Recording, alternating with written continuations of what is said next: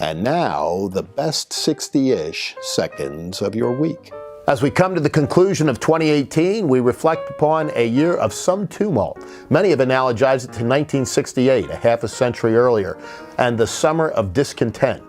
But we saw some things both internationally and domestically that were really important, including the North Korean summit and the vote of no confidence in Great Britain over Theresa May's leadership, and here at home, some interesting political fights, including the one over the confirmation of now Associate Justice of the Supreme Court, Brett Kavanaugh, which we predicted and continue to say was merely a precursor of the fight that's coming over the next opening on the United States Supreme Court.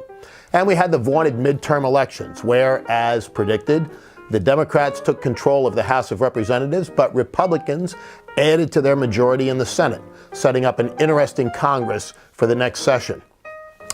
We also saw a record number of women running for and winning seats in the United States Congress, and a 100-year high voter turnout mark in midterm elections. So much for the voter suppression charges that flew around just prior to election and in some quarters after Election Day. Ultimately, it's always about the economy, and December 2018 was not a good month for the markets. In fact, it looks like we're going to close out the year with December being the worst month on record, and with it, the worst year since the recession of a decade ago.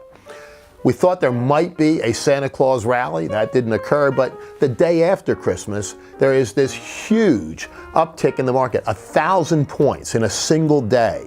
Now, when you think about the fact that it took until the administration of Ronald Reagan, the early 1980s, for the market to even get to 1,000 points, to have the fluctuation of 1,000 points in a single day is really remarkable and in some ways inconceivable. So what happens? The very next day, there's a 900-point swing in the market. Only ended up 250 points, but had been down 650 earlier in the day.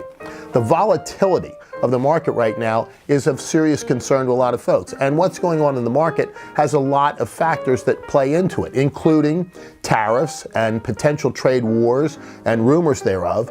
But most recently, it's been centered on the economy-crushing monetary policy of the Federal Reserve, and in particular, the recent rate hike increases, the one in late September, early October, and the one announced just last week.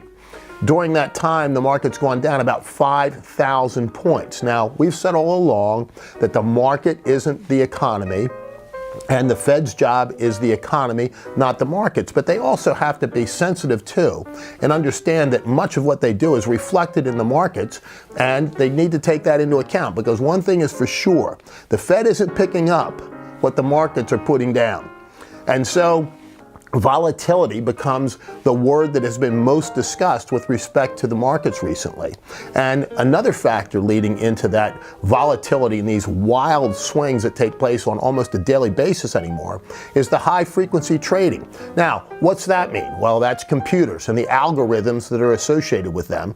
And the computer trading that's taking place while a lot of these investors are on vacation.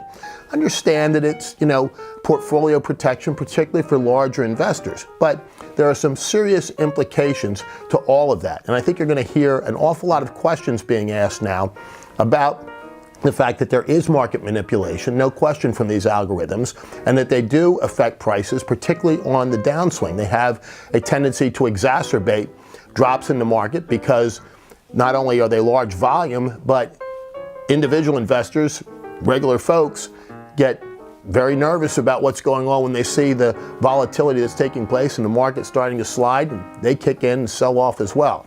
And I think there are questions that are going to be asked about whether there are windfalls hidden in some of these huge sell-offs. So as a policy matter, come January, I think you'll see increased calls for additional disclosure to the SEC. And at the same time, you're going to see calls, or at least a lot of questions, about the role of the Fed and whether or not central banking has the same place in our modern economy as it did 100 years ago when the Fed was put in place. There's a word on the economy, because as we move into 2020, it will be front and center. And in particular, the Trump economy will be the linchpin of the re-election campaign.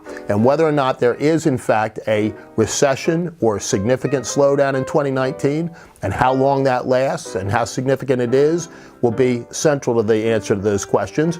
And some folks are predicting increased economic growth, or at least economic growth at the 3% level we got this year throughout 2019. We'll have to see. But as 2018 comes to a close, so does the NFL regular season. And in my home state of Pennsylvania, the Steelers and the Eagles are fighting for playoff spots. Imagine that. Nobody would have thought that at the beginning of the year. And in fact, have their destinies going to be determined by other teams. That's unimaginable. I'm still hoping for the day when we have an all-Pennsylvania Super Bowl. Looks a little bit into the future at this point. But the NFL had a pretty good year. Relatively little controversy off the field with kneeling and all that kind of stuff. And the controversies on the field focused largely around officiating and these crazy calls, particularly with pass interference and roughing the passer. Let them play football. It's America's game for a reason. But for now, that all is the best 60-ish seconds of your year.